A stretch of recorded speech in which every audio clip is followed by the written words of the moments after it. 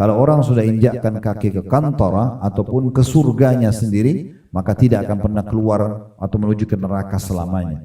Tapi memang harus melewatin tadi sirat tersebut.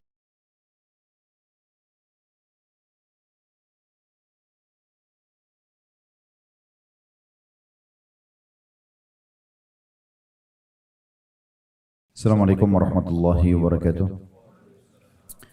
Alhamdulillah, tidak henti-hentinya lisan kita sebagai seorang muslim memuji dan memuja Allah. Dan kita tahu dua susunan kata ini adalah susunan kata syukur atau berterima kasih kepada Allah Subhanahu wa taala jika seseorang atau orang-orang beriman telah selamat dari api neraka.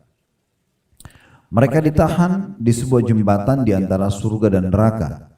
Mereka saling menuntut atau kisos kezaliman-kezaliman yang terjadi di antara mereka di dunia.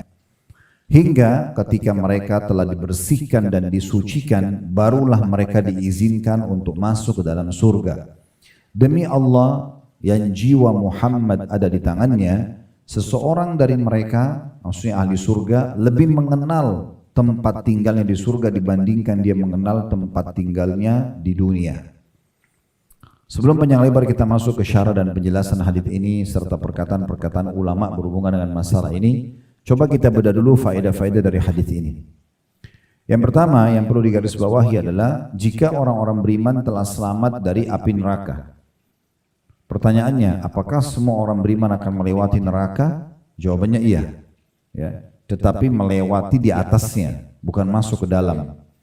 Makanya disebutkan dalam ayat Al-Quran, "Ma minkum illa wariduha."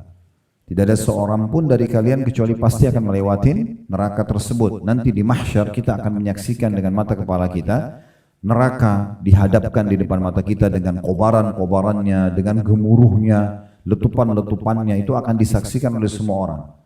Orang-orang kafir akan masuk dalam neraka tanpa hisab, tidak ditimbang lagi amalnya. Karena memang dasarnya tidak ada manfaat amal-amal yang telah mereka kerjakan. Semua amal baik yang dikerjakan oleh orang kafir selama di dunia, baik di pandangan agama Allah, misalnya dia bakti dengan orang tua, dia jenguk orang sakit, dia bersedekah, ya, dia bantu orang susah, ini kan dalam agama Islam baik, maka tetap Allah nilai tapi dihabiskan di dunia. Allah berikan dia kesehatan, Allah berikan dia kebahagiaan dalam rumah tangga, Allah bukain pintu rezeki di dunia untuk menghabiskan semua ya, amal-amal baik tersebut dan tidak akan diberikan balasan di akhirat. Maka ada orang yang masuk neraka tanpa hisab, itulah orang kafir, orang musyrik, orang-orang munafik, ini langsung dilemparkan ke dalam api neraka. Ada orang yang akan ditimbang dulu amalnya, yaitu orang-orang mukmin yang masih banyak dosanya, dikenal dengan usatul mukminin. Ditimbanglah amal-amalnya. Ada juga orang yang masuk surga tanpa hisab. Ini yang kita harapkan, semoga Allah masukkan kita di antara golongan mereka. Ini karena orang yang sibuk dalam keseharian di dunia dari amal soleh ke amal soleh yang lain. Tidak ada celah dalam hidupnya untuk melakukan pelanggaran. Sangat berprestasi. Mirip dengan orang kalau di perusahaan selalu datang on time, kerjakan pekerjaan dengan baik, prestasi. Nah seperti itulah dalam ibadah. Dia berprestasi, tidak ada pelanggaran agama dalam hidupnya. Nah orang-orang seperti ini setelah para nabi-nabi, mereka akan masuk surga tanpa hisab. Ya. Karena mereka tidak ada yang perlu ditimbang amal-amal buruknya. Karena memang tidak ada dosanya. Mereka selalu mengikuti dengan istighfar setiap harinya, mereka menjauhi dosa-dosa besar dan segala macam hal. Nah ini poinnya. Nah, tetapi untuk menuju ke surga akan dibentangkan sebuah sirat atau jembatan di atas neraka. Yang disebutkan dalam banyak hadis, ya, dia lebih tajam dari pedang, lebih tipis dari rambut, licin, gelap, dan Allahu a'lam berapa lama orang akan melewatinya. Ada golongan pertama yang melewatinya itu seperti kilat, sangat cepat. Karena amal yang luar biasa yang mereka miliki, amal solehnya sangat banyak. Semoga Allah jadikan kita termasuk ini insyaAllah. Ada orang yang seperti kecepatan kuda, ada orang seperti burung terbang, ada orang seperti yang berlari, ada orang yang berjalan lalu kemudian dia jadi merangkak karena amalnya tidak mampu untuk mendorongnya melewati sirat tersebut. Namun dia pun akhirnya berhasil lewat dari sirat tersebut. Dan ada orang yang masuk ke dalam neraka dulu. Nah orang yang masuk neraka dulu adalah orang-orang beriman yang ditimbang dosa sama amal baiknya, tapi dosanya lebih berat daripada amal baiknya. Mereka lewatin sirat lalu jatuh ke neraka sampai dosanya bersih baru masuk ke dalam surga.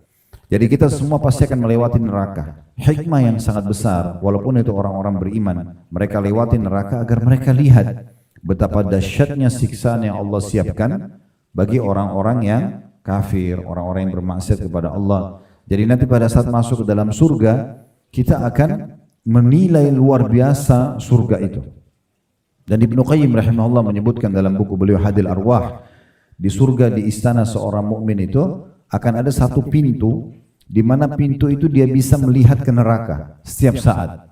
Dia nikmatin surganya semua, tapi ada satu pintu kalau dia buka dia bisa lihat neraka. Jadi dia bisa melihat siksaan-siksaan yang menimpa ada neraka. Maka dengan itu dia akan selalu mensyukuri bagaimana dia bisa masuk ke dalam surga. Makanya umumnya perkataan ahli surga, diantaranya hadis yang sahih, Allah Subhanahu Wa Taala akan bertanya kepada ahli surga nanti, apakah kalian sudah puas dengan apa yang aku berikan? Maka semuanya sepakat mengatakan, ya Allah, nikmat apa lagi yang kami harapkan setelah Engkau selamatkan kami dari neraka, masukkan kami ke dalam surga. Karena mereka lihat neraka itu, mereka lihat bagaimana perihnya, bagaimana siksanya, bagaimana teriakannya, ya, dan luar biasa gitu ya. Sampai dalam beberapa riwayat berhubungan dengan masalah neraka itu, ahli neraka itu nanti akan terus disiksa dan non-stop. Disiksa sampai hangus, sampai belang-belang, sampai rusak tubuh mereka, sampai menghitam, berasap. Lalu kemudian Allah utuhkan lagi kembali, pengutuhan kembali, penciptaan kembali, rusak-rusaknya organ-organ tubuhnya itu juga sudah sangat menyakitkan. Kemudian disiksa lagi, begitu terus sampai tidak ada batasnya. Dan disebutkan dalam sebuah riwayat yang sahih bahwasanya nanti mereka akan memanggil para malaikat Zabaniyah, penjaga neraka, sambil mereka mengatakan, tolong mintalah kepada Allah agar datang dan menghisap kami, meringankan beban kami. Maka malaikat tidak menjawab mereka selama 40 tahun, enggak dijawab, dibiarkan saja gitu ya. Sampai setelah itu pun pas tiba masa dijawab yang Allah izinkan, para malaikat dengan sangat keras dan tegas. Karena ini ciri penjaga neraka, para malaikat ini adalah mereka sangat keras dan kasar. Dalam surat Tahrim surah nomor 66 ayat 6 Allah sebutkan ciri mereka. Maka mengatakan tidak ada toleransi, tidak ada negosiasi dengan kalian. Udah, kalian akan tetap kekal di sini di neraka. Lalu mereka memanggil Tuhan mereka dan Allah Azza wa Jalla tidak menjawab mereka seumur dunia. Berapa abad, berapa miliar tahun kita tidak tahu. Tapi Allah tidak jawab, mereka terus disiksa sampai setelah sekian seumur dunia Allah baru menjawab, ya. Ikhsa'u fiha wa la tukallimun, tinggallah kalian dalam neraka dalam kondisi terhina dan jangan pernah kalian bicara denganku. Allah punya sifat Ar-Rahmanur Rahim, Maha Pengasih, Maha Penyayang, tapi bagi ahli neraka tidak berlaku ini. Yang berlaku adalah innallaha syadidul iqab, Allah Maha berat siksaannya. Kenapa selama di dunia diberikan kesempatan untuk taubat tidak mau, diberikan ajaran untuk amal soleh tidak mau, gitu kan? Jadi orang-orang baik tidak mau maka dihukum. Maka di saat itu mereka pun menangis kata Nabi SAW karena sudah putus asa sampai di tempat keluarnya air mata, keluar darah, dan sungguh air mata mereka akan tergenang di neraka itu. Kalau seandainya kapal-kapal besar ingin dinaungkan di atasnya maka akan bisa jalan di atas air mata mereka. Jadi luar biasa dahsyatnya. Jadi nggak boleh teman-teman nganggap remeh, orang muslim kan nanti masuk neraka juga akan keluar nanti masuk surga. Iya, tetapi betapa dahsyatnya siksaan dulu yang dia rasakan, baru dia bisa keluar. Ini pelajaran pertama, bahwasanya nanti kita akan melewati neraka. Tapi orang-orang beriman tujuannya untuk melihat betapa dahsyatnya siksaan tersebut agar menjadi besar, lebih besar lagi nikmat surga pada mereka. Yang kedua, adanya jembatan yang akan dilewatin oleh ahli surga. Nanti ini akan kita bahas ya secara khusus. Nah, saya sekarang sebutkan saja namanya Qantara, ya. Nanti akan disebutkan dalam beberapa riwayat akan kita bahas insyaallah. Yang jelas ini dikatakan kalau lihat bahasa Arabnya hubisu bi Qantara. Dalam bahasa Arab, mereka akan tertahan di Qantara dan diterjemahkan sini jembatan antara surga dan neraka, ya. Nanti seluruh ahli surga yang sudah lolos dari sirat, lolos dari neraka, maka mereka akan tertahan dulu di situ sebelum masuk surga. Tujuannya untuk apa? Nanti di sini dikatakan mereka saling menuntut kezaliman-kezaliman yang terjadi di antara mereka di dunia. Lalu kalau ada yang bertanya, apa bedanya dengan masalah timbangan amal? Sekarang si fulan A sama si fulan B pernah terjadi cekcok di dunia. Contoh misalnya. Kemudian tidak sempat minta maaf. Anggaplah si A yang salah, si B digunjing, si B difitnah misalnya atau diambil haknya. Si A ini tidak pernah minta maaf, tidak sempat minta maaf sampai meninggal. Lalu kemudian mereka akan dibangkitkan dan akan dituntut dan menuntut di timbangan amal pada hari kiamat. Mereka saling menuntut nantinya. Maka si A nanti otomatis akan dihukum oleh Allah SWT dengan cara diambil amal solehnya dibayarkan kepada si B. Si B akan dapat tambahan pahala sehingga menambah derajatnya di surga, gitu ya. Seperti itulah. Itu akan terjadi nanti di timbangan amal. Nah sekarang setelah selesai itu, kalau seandainya si A ini, contoh misalnya dia punya 1000 pahala, si B menuntut karena pernah disakiti di dunia, si A tidak sempat minta maaf, kemudian dipotonglah 100 pahala. Angka ini cuma perumpamaan ya. Dipotonglah 100 pahalanya si A, diberikan kepada si B. Lalu si B menikmati kelebihan pahala tersebut untuk nambah derajat di surga. Namun si A ini setelah diambil 100 pahala dia diberikan kepada si B, jadi sisa 900. Dicek dosanya cuma 200 misalnya. Lolos juga dia ke surga. Si A juga lolos ke surga walaupun sudah sempat diambil sebagian pahalanya. Sekarang pertanyaannya, si A ini masih pegel nggak? Kan gitu. Karena sempat pahalanya diambil. Hati manusia begitu. Walaupun orang manusia itu berusaha tulus memaafkan orang lain, karena pernah disakiti itu masih berbekas biasa hatinya. Kan gitu. Nah tujuan qantara, jembatan yang ada di depan surga, untuk membersihkan ini. Untuk membersihkan ini. Jadi kalau si A sama si B pernah tuntut-tuntutan di timbangan sebelum sirat, ya, kan sebelum melewati neraka ada sirat, itu ada timbangan amal dulu. Maka nanti pada saat mereka mau masuk ke surga, ketemu si A sama si B ini. Ini tadi yang tuntut saya nih, pahala saya diambil. Nah, itu hatinya harus dibersihkan dulu. Inilah fungsi qantara, fungsi jembatan yang ada di depan surga yang bisa menampung seluruh penghuni surga. Di situ khusus untuk membersihkan hati mereka dari sisa-sisa hal-hal yang mengganjal. Ini bukan tujuannya seperti timbangan amal sebelum sirat. Kalau timbangan amal sebelum sirat itu masih ada ancaman ke neraka. Kalau qantara ini tidak ada ancaman ke neraka. Hanya untuk membersihkan hati mereka saja. Karena surga itu tidak akan dimasuki kecuali orang yang hatinya sangat bersih. Baru bisa. Baru kemudian masuk surga. Makanya dikatakan hingga ketika mereka telah dibersihkan dan disucikan. Tidak ada lagi hasad, tidak ada lagi iri, tidak ada lagi dendam. Baru kemudian mereka dimasukkan ke dalam surga. Di poin ini teman-teman sekalian perlu digarisbawahi. Bagaimana rasanya, bagaimana caranya supaya kita merasakan diri kita menjadi ahli surga selama di dunia. Betul-betul antum harus bersih dari segala macam kesalahan dan dosa. Baru bisa merasakan nikmatnya iman itu. Kalau mata masih melihat yang haram, telinga masih dengar yang haram, tangan masih menjamah yang haram, masih kemaluan menyentuh yang haram, kaki melangkah tempat yang haram, masih terbuka di tubuh kita hal yang haram, antum tidak akan pernah merasakan kekhusyuan dan kenikmatan ibadah maksimal.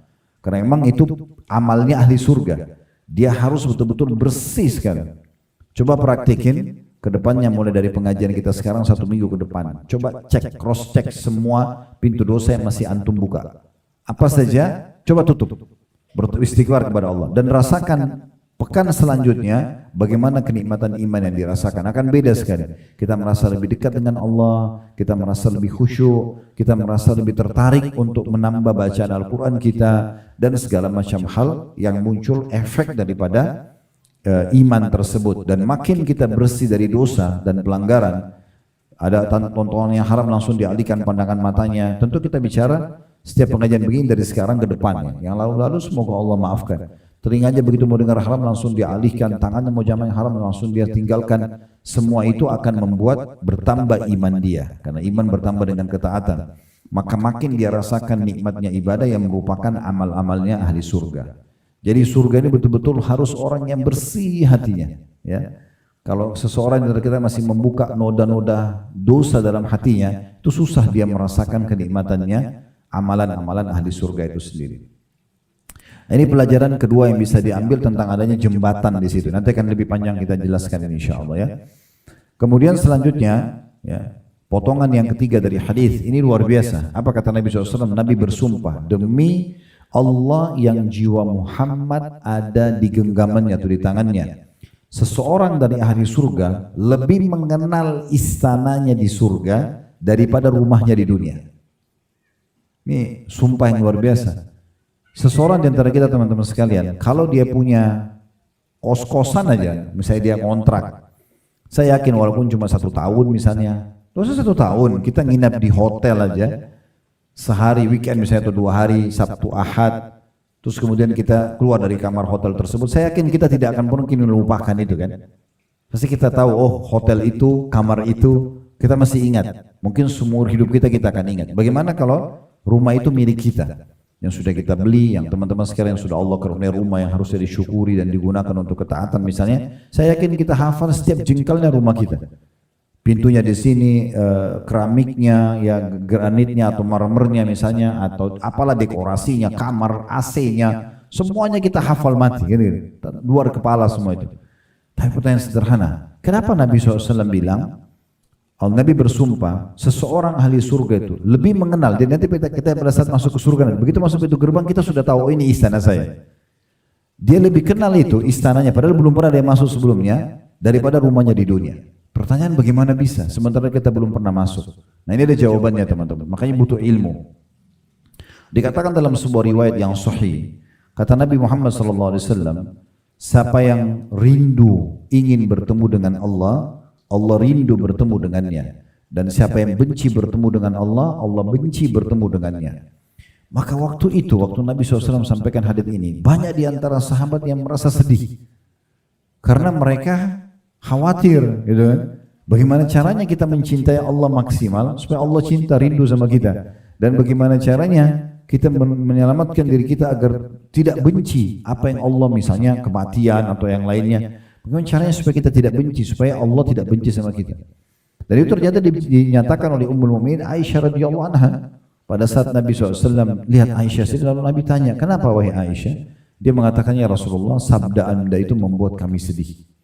Apakah seseorang di antara kami kalau dia takut mati, berarti dia benci bertemu dengan Allah? Kan orang harus mati dulu baru ketemu sama Allah kan? Mati dulu baru ketemu amal-amal solehnya, mati dulu baru kemudian dia masuk ke surganya, kan begitu. Apakah kalau orang takut mati, sekarang semua orang kalau tanya takut mati, mau mati nggak? Pasti orang mengatakan tidak misalnya. Apakah takut mati itu berarti benci bertemu dengan Allah, sehingga Allah benci bertemu dengan kita?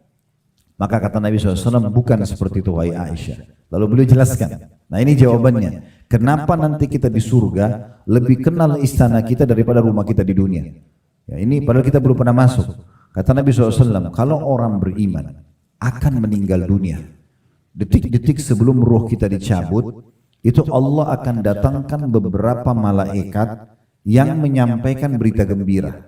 Nanti kita diperlihatkan, tapi yang lihat cuma kita sendiri. Diperlihatkan, ini sholat kamu, ini puasa kamu, ini haji kamu, ini sedekah kamu, ini majelis ilmu, ini. Diperlihatkan semuanya, ini loh. Yang selama ini kita cuma kerjakan, kita tidak pernah lihat fisiknya. Nah ini amal-amalmu ini, diperlihatkan semuanya dengan izin Allah, dan diperlihatkan juga balasannya. Ini kadar pahalanya begini, ini kadar pahalanya, kita lihat semuanya. Setelah itu malaikat mengatakan, karena kau berbuat seperti ini semua, maka kau akan masuk surga. Ini loh, istanamu ini. Itu pertama kali kita dilihatkan istana kita di situ. Diperlihatkan secara detail. Ini detik-detik sebelum kita meninggal dunia. Dan kita tidak bisa lagi menghitung dimensi waktunya sama dengan waktu kita di dunia. Kalau ada yang mengatakan durasi antara malaikat datang memperlihatkan dengan mati itu berapa detik, berapa menit, berapa jam. Sementara kadang-kadang orang lagi ngobrol, terus tiba-tiba dicabut ruhnya, detik itu juga dia mati. Nah ini tidak bisa kita jadikan tolok ukur begitu. Dimensi waktunya sudah berbeda, ya. Itu rahasia Allah Subhanahu wa taala. Tapi kita sudah diberikan bocorannya, kita akan diperlihatkan. Nah, mulai saat itu kita sudah mengetahui istana kita. Begitu juga pada saat ya, dia masuk, kata Nabi SAW, saya berikan dulu hadisnya. Maka pada saat dia lihat karena indahnya surga yang akan dia masuki nanti, dia pun rindu ingin segera mati. Ingin bertemu dengan Allah supaya dapat balasan tersebut, maka Allah pun rindu bertemu dengannya. Sebaliknya orang kafir, sebelum dia meninggal beberapa saat akan datang malaikat memperlihatkan semua dosanya. semua pelanggar-pelanggar agama dan hukuman-hukuman yang sudah disiapkan di neraka. Karena itu dia takut mati. Dia benci dengan kematian. Dia benci bertemu dengan Allah. Allah pun benci bertemu dengannya. Nah, orang beriman begitu masuk ke kuburan, 3 langkah pengantarnya jalan, mereka masih bisa mendengarkan trompa suara sendal. Setelah langkah ke selanjutnya sudah nggak dengar lagi. Lalu malaikat datang mungkar nakir menundukkan dia, lalu menanyakan siapa Tuhanmu, siapa nabimu, apa agamamu. Dia akan jawab dengan mudah. Setelah itu kata Nabi SAW akan dibukakan pintu surganya. Dia lihat lagi istananya. Di kuburan itu kita akan setiap saat 24 jam lihat terus istana kita itu. Tapi belum bisa masuk. Makanya kita hafal di luar kepala. Semuanya kita akan lihat. Bayangkan kalau ada orang yang meninggal 1000 tahun yang lalu. Sudah 1000 tahun di kuburan. 1000 tahun dia lihat surganya. Kan gitu. Jadi sudah luar biasa dia hafal gitu kan. Maka dia akan melihat, walaupun dia belum bisa masuk, tapi kata Nabi SAW, Allah berfirman kepada para malaikat, hamparkan permadaninya dari surga, di kuburan itu. Kemudian terciumlah olehnya bau wangi surga tersebut. Maka jadilah kuburannya taman dari taman surga. Makanya diistilahkan kuburan orang beriman itu menjadi taman dari taman surga. Sementara orang kafir lubang dari lubang neraka. Jadi berapa lama pun kita di kuburan, seberapa itulah waktu kita melihat surga kita. Makanya Nabi SAW mengatakan memang kita lebih mengenal istana kita di surga dibandingkan rumah kita di dunia. Nah, ini sebabnya. Baik, kita berbicara dulu tentang masalah himpunan di dalam hari kiamat ini. Kita harus tahu teman-teman sekalian, dan kita harus yakini ini rukun iman kita yang kelima. Kalau kita pasti mati, ya, sehebat apapun kita menjaga kesehatan kita, makanan kita, udara yang sangat asri pun, tetap di saat ajal datang kita akan meninggal. Dan pasti nanti kita akan dibangkitkan pada hari kiamat. Kita singgung dulu poin ini supaya menambah keimanan kita bahwasanya memang kita akan dibangkitkan. Karena beriman tentang adanya hari kebangkitan ini akan membuat seseorang itu punya kontrol yang sangat kuat, agar dia selalu berhati-hati dengan waktu-waktu di dunia dan dia isi dengan amal-amal saleh dan dia jauh dari pelanggaran-pelanggaran agama, karena akan ada tuntutan nanti pada hari kiamat. Banyak dalil berhubungan dengan masalah itu, diantaranya surah Maryam ayat 85 sampai 86. Kalau teman-teman mau buka aplikasi Al-Quran di handphonenya silakan bisa dilihat. Ini tentang kepastian adanya perhimpunan atau pembangkitan di mahsyar nanti pada hari kiamat. Allah berfirman dalam surah Maryam ayat 85 sampai 86, "Yauma nahsyurul muttaqina ila ar-rahmani wafda wa nasuqul mujrimina ila jahannama wirda." Ingatlah, maksudnya ingat sini pelajarilah. Ya, karena kita belum hadir di waktu itu. Kalau ada bahasa dalam Al-Quran, ingatlah berarti pelajarilah. Pada hari ketika kami mengumpulkan orang-orang yang bertakwa kepada Allah yang Maha Pengasih, maksudnya dibangkitkan di mahsyar nanti. Bagaikan kafilah yang terhormat. Ya, kelompok yang terhormat dimuliakan, manusia semua menyaksikan bagaimana mulianya mereka, keluar cahaya dari wajah dan tubuh mereka, mereka diberikan pakaian yang baik, mereka didampingi oleh para malaikat-malaikat yang bercahaya, jadi kelihatan luar biasa. Dan kami akan menggiring dan membangkitkan juga orang-orang durhaka ke neraka jahanam dalam keadaan dahaga. Dalam keadaan dahaga. Di sini Abdullah bin Mubarak rahimahullah menyebutkan riwayat dalam kitab Az-Zuhud di nomor 83 dari Mujahid tentang firman Allah Subhanahu wa taala, dan kami akan menggiring orang-orang yang durhaka ke neraka jahanam dalam keadaan dahaga, ialah leher mereka terputus karena kehausan. Ya, ini dalil pertama tentang adanya perhimpunan dan kebangkitan, ya. Kemudian selanjutnya surah Al-Kahfi ayat 47, hari Jumat begini bisa antum biasa baca surah Al-Kahfi. Nah, itu ayat 47 berbunyi, "Wa taral arda barizatan wa hasyarnahum falam nughadir minhum ahada." Dan engkau akan melihat nanti bumi itu akan rata. Mahsyar itu menjadi rata semua. Bumi ini akan rata. Kalau sekarang kan bulat dia. Sekarang sering digambarkan begitu ya. Ini nanti akan rata. Kami kumpulkan mereka atau seluruh manusia dan tidak kami tinggalkan seorang pun dari mereka. Pasti akan dibangkitkan lalu diminta pertanggungjawaban dari amal-amal mereka. Kemudian surah Thaha ayat 102, "Yauma yunfakhu fis sur wa nahsyurul mujrimina yauma idzin zurqa." Dan pada hari kiamat sangkakala akan ditiup, yang tiupan yang kedua kali. Tiupan yang pertama untuk mematikan semua makhluk. kecuali yang Allah inginkan, kemudian tiupan kedua untuk membangkitkan. Dan pada hari itu kami kumpulkan orang-orang yang berdosa dengan wajah mereka biru muram, biru kehitam-hitaman karena siksaan yang menimpa mereka. Wa na'udzubillah. Kemudian dalam surah Maryam, kita kembali ke surah Maryam ayat 68, Allah juga berfirman, "Fa wa rabbika lanahsyurannahum wasyayatin tsumma lanuhdirannahum haula jahannam jithiya." Maka demi Rabbmu, sungguh pasti kami akan kumpulkan mereka bersama syaitan-syaitan yang mereka sembah selama di dunia. Lalu pasti akan kami datangkan mereka ke sekeliling jahannam dengan berlutut. Jadi ayat demi ayat memastikan memang adanya kebangkitan. Dalam surah Thaha 124 Allah berfirman, "Wa nahsyuru yaumal qiyamati wa nahsyuruhu yaumal qiyamati a'ma." Dan kami pasti akan membangkitkan pada hari kiamat orang-orang yang durhaka itu dalam keadaan buta. Betul juga dalam surah Isra ayat 97, "Wa nahsyuruhum yaumal qiyamati ala wujuhihim umyan wa bukman wa summa." Dan kami akan mengumpulkan mereka pada hari kiamat dengan wajah tersungkur, dalam keadaan buta, bisu dan juga tuli. Ya. Kemudian juga dalam surah As-Saffat ayat 22, "Uhsyurul ladzina zalamu wa azwajahum wa ma kanu ya'budun." Diperintahkan kepada para malaikat, kumpulkan, bangkitkan orang-orang yang zalim beserta teman sejawat mereka dan apa yang dahulu mereka sembah. Dalam hadis Nabi SAW, itu ayat Al-Quran banyak sekali masalah ini, tapi saya ringkas-ringkaskan saja. Dalam hadis Nabi SAW, dan hadis ini adalah hadis yang sahih diriwayatkan oleh Bukhari dan juga Muslim. Dari hadis Ibnu Abbas radhiyallahu anhuma, beliau bersabda sallallahu alaihi wasallam, "Ayuhan nas, hai sekalian manusia, innakum mahsyuruna ila Allahi hufatan uratan gurla." Kalian pasti akan dibangkitkan nanti, ya, dikumpulkan di hadapan Allah dalam keadaan telanjang kaki, tanpa busana dan juga tidak berkhitan.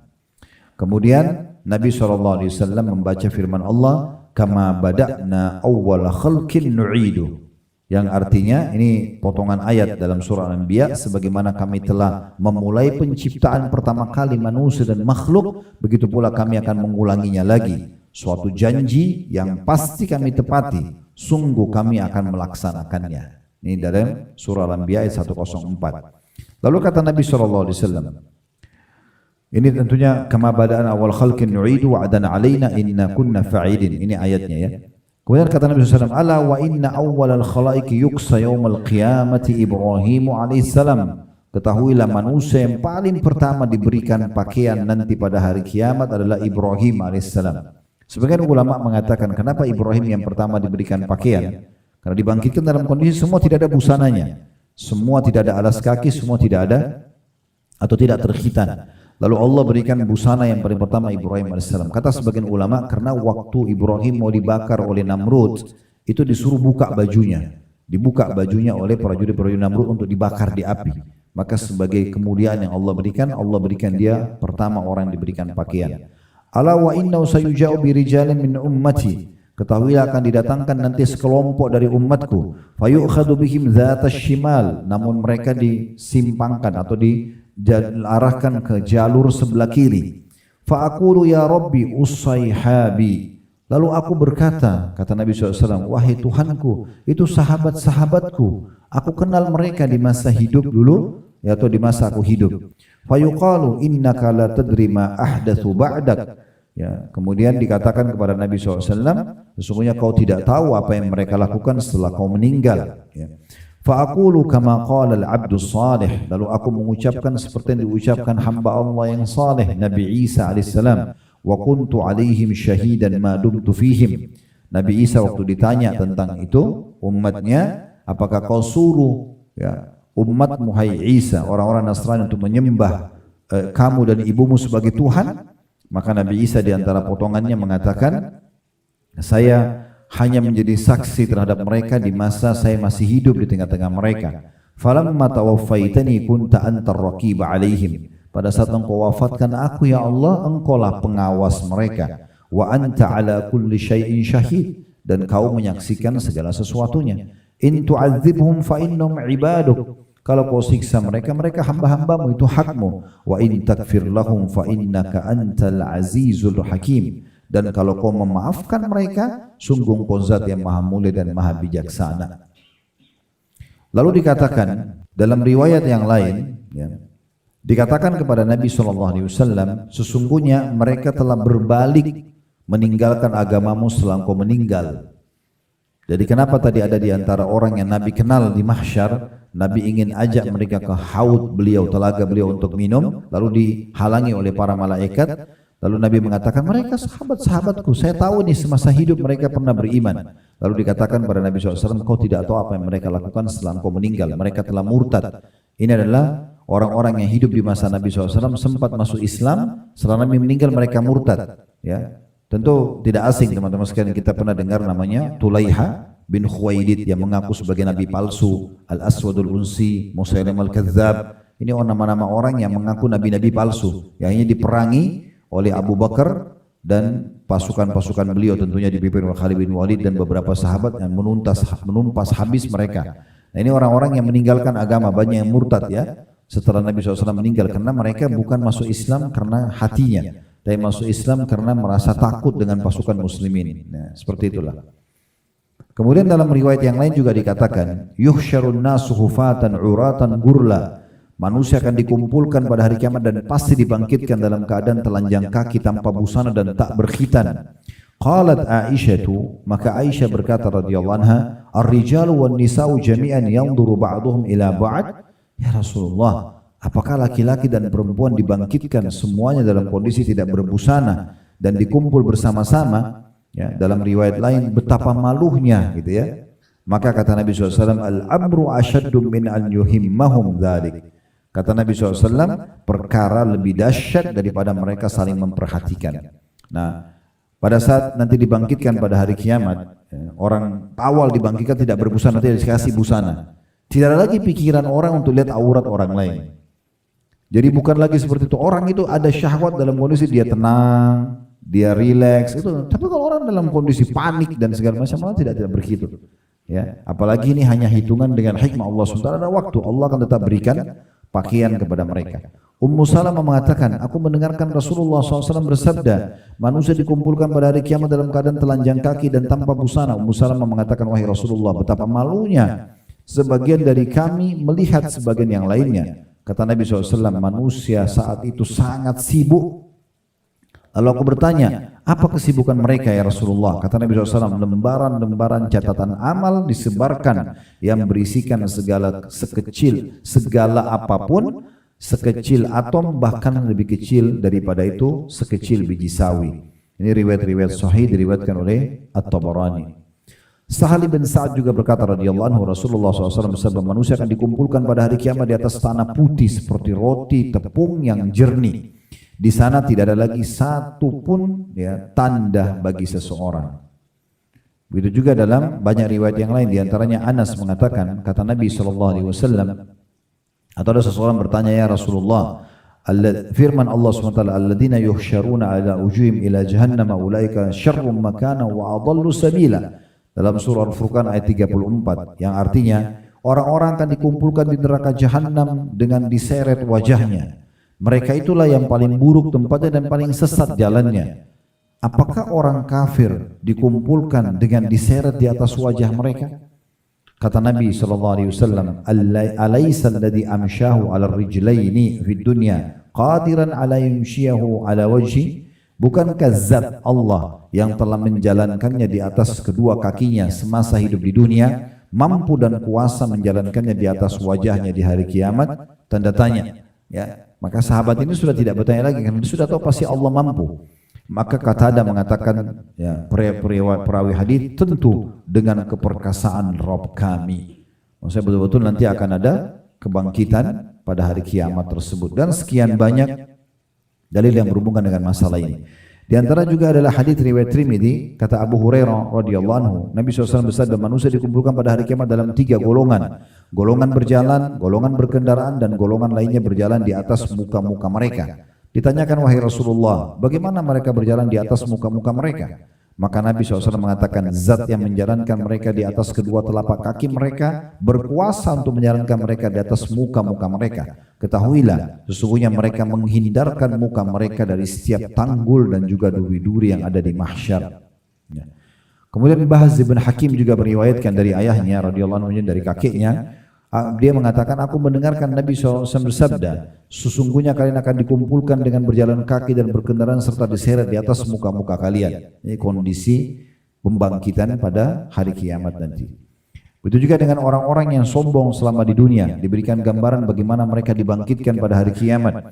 Di dalam hadis riwayat Ahmad dari hadis Amr bin Shu'aib, meriwayatkan dari ayahnya dari kakeknya radhiyallahu anhum ajma'in, bahwasanya Rasulullah SAW bersabda, yuhsyarul mutakabbiruna yaumal qiyamah amsalidz dzarri fi suwarir rijal. Sesungguhnya orang-orang yang sombong selama dunia akan dibangkitkan pada hari kiamat seperti semut-semut kecil, namun rupa mereka seperti manusia. Yaghsyahumudz dzullu min kulli makan. Mereka diliputi kehinaan dari segala tempat. Yusaquna ila sijnin fi jahannam, mereka akan digiring ke sebuah penjara dalam neraka jahannam yang yuqalu lahu bulas, yang akan diberikan nama bulas. Ya. Ta'luhum narul anyar, yang mereka diliputi dengan api yang sangat panas. Yusqauna min usarati ahli nar tinatal khabal, mereka akan diberikan minum dari cairan ahli neraka yang dikenal dengan tinatil khabal. Dalam beberapa riwayat yang lain disebutkan tinatul khabal itu adalah darah dan nanah dari luka ahli neraka. Itu nanti akan menjadi minuman dan makanan ahli neraka itu sendiri. Dan seterusnya, cukup banyak ya riwayat-riwayat yang menyebutkan tentang masalah kebangkitan pada hari kiamat nanti. Ini hanya untuk memastikan bahwasanya memang cukup banyak dalil tentang adanya hari kebangkitan. Oleh karena itu bertakwa kepada Allah, saudaraku seiman, dan berhati-hati terhadap dosa-dosa yang kita masih terus terjerumus padanya. Ya, karena ini berbahaya sekali. Ini secara otomatis nanti akan menjadi masalah buat kita kalau kita membiarkan terus-menerus dan kita tidak mau ya kembali ke jalan Allah Subhanahu wa taala. Baik, sekarang kita masuk ke rincian tentang masalah qantara. Setelah kita memberikan gambaran tadi ada kebangkitan, kemudian nanti kita akan lewati neraka. Kalau Allah SWT mudahkan kita lolos dari neraka nanti, maka kita akan dikumpulkan dulu di sebuah tempat tadi sudah saya sebutkan, qantara. Karena dalam hadis ini disebutkan hubisu bi qantara, mereka akan ditahan di qantara. Nah, qantara ini ulama membahas panjang lebar tentang masalah itu. Apa yang dimaksud dengan qantara? Ada pendapat yang mengatakan bahwasanya yang dimaksud dengan qantara adalah akhir daripada sirat. Jembatan dibentangkan dari neraka itu yang akhirnya dinamakan qantara. Berarti orang sudah hampir lolos menuju ke surga. Karena kita harus lewat dulu neraka baru kita berada di pintu gerbangnya surga. Ada juga pendapat yang mengatakan bukan, memang dia jembatan khusus di depan surga selain sirat. Khusus nanti orang-orang yang sudah lolos saja yang akan bisa ke sana. Hadis yang disebutkan oleh penulis buku tadi, ya, itu dirincikan oleh para ulama. Manakala mereka berhasil melewati titihan yang mereka lewati sesuai dengan tingkat amalan mereka di atas neraka, Imam Qurtubi mengatakan mereka adalah orang-orang beriman yang mana Allah Subhanahu wa taala telah mengetahui adanya kisos tersebut tidak menyisakan kebaikan mereka sedikit pun.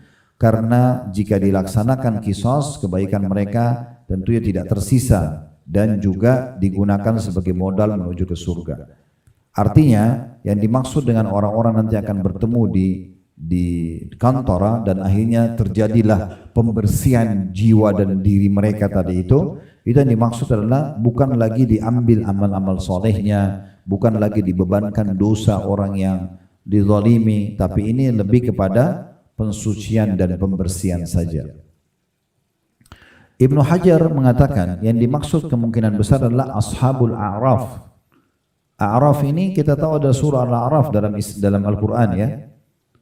Al-A'raf adalah orang-orang yang mempunyai kebaikan dan keburukan sama di timbangan amal. Amalnya 1000, dosanya 1000 ya. Maka mereka tertahan dulu, dikenal dengan ashabul a'raf ya. Apakah mereka ke surga atau ke neraka gitu ya.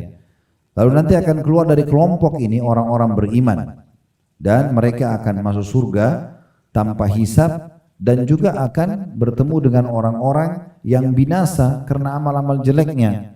Ya, tetapi mereka sempat terselamatkan mungkin dengan syafaat, pertolongan, dan pernah mereka cekcok ya di timbangan amal. Akhirnya loloslah orang-orang yang mungkin tadi dapat syafaat atau pertolongan selamat menuju kantara, tetap harus dibersihkan hati-hati mereka sebagaimana sudah kami sebutkan tadi ya. Dan kantara itu dikatakan lebih tepatnya dia adalah jembatan tersendiri yang ada di depan surga. Kemudian Ibnu Katsir mengatakan kantara peristiwanya terjadi setelah mereka melewati neraka. Bisa jadi kantara itu berbarengan dengan peristiwa lain yang hanya Allah Subhanahu wa taala mengetahuinya. Sedang kita tidak mengetahui hal tersebut. Wallahu alam. Sementara Al-Hafidz Ibnu Hajar mengatakan telah terjadi silang pendapat di kalangan para ulama dalam masalah ini. Apakah kantara merupakan jembatan dibentangkan di atas neraka Jahannam atau merupakan jembatan sendiri yang terpisah? Dan Imam Qurtubi mengatakan dia pendapat kedua lebih tepat atau memang dia jembatan sendiri. Syekh Utsaimin menanggapi hadis ini sambil mengatakan hadis yang ada di buku kita bahas sekarang ya. Pembahasan ini bukan pembahasan yang pertama terjadi di permulaan hari kiamat. Karena kisos ini sifatnya lebih khusus, yakni dengan tujuan menghilangkan rasa dendam dan dengki saja. Timbangan amal yang pertama sebelum lewatin sirat dan neraka itu memang betul untuk saling berbagi pahala. Kalau tidak cukup pahala karena kezaliman maka diambil dosa orang yang sedang dizalimi. Tapi ini berbeda. Kisos yang dimaksud dalam hadis ini itu adalah pensucian saja untuk membersihkan hati dari sifat dendam dan dengki serta permusuhan yang berada di dada-dada manusia, sehingga kisos ini kedudukannya sama persis sebagai pensuci dan pembersih saja. Hal itu dilakukan karena ganjalan ada dalam hati dan tidak mungkin bisa hilang secara sempurna hanya sekedar dibalas dengan kisos yang pertama. Maka kantara berada di antara surga dan neraka, tujuannya adalah untuk mensucikan isi hati mereka sehingga mereka masuk ke dalam surga benar-benar dalam kondisi hatinya bersih dan tidak tersimpan sedikit pun dengki dan juga iri. Sebagaimana Allah SWT berfirman dalam surah Al-Hijr, surah nomor 15 ayat 47, wa nazza'na ma fi sudurin min ghillin ikhwanan ala sururin mutaqabilin. Dan kami lenyapkan rasa dendam yang berada dalam hati mereka itu pada saat memasuki surga, sedang mereka bersaudara duduk berhadap-hadapan di atas dipan-dipan di surga nantinya. Jadi penjelasan tentang masalah hadis ini yang kita sedang baca di buku kita adalah bagaimana pembersihan hati mereka dari sifat-sifat dendam dan dengki saja supaya mereka masuk dalam surga dan tidak ada hubungannya dengan nanti dikembalikan lagi ke neraka. Jadi tidak lagi kembalikan di neraka. Tapi sudah kami jelaskan tadi kurang lebih arahnya kepada pembersihan hati saja. Allahu a'lam. Ini bahasannya berhubungan dengan masalah kiat atau salah satu poin. Tepatnya poin yang ke-10 yang bisa membersihkan dosa-dosa. Tentu ini satu karunia yang besar sekali ya. Kalau Allah SWT mudahkan kita bisa sampai ke kantara dan akhirnya kita bisa masuk ke dalam surga gitu ya. Dan Imam Ahmad rahimahullah mengatakan tidak ada ketentraman jiwa dan kebahagiaan seseorang ya melebihi kalau kakinya sudah menginjakkan kaki ke surga. Karena ulama sepakat semua kalau orang sudah injakkan kaki ke kantara ataupun ke surganya sendiri maka tidak akan pernah keluar atau menuju ke neraka selamanya. Tapi memang harus melewatin tadi sirat tersebut.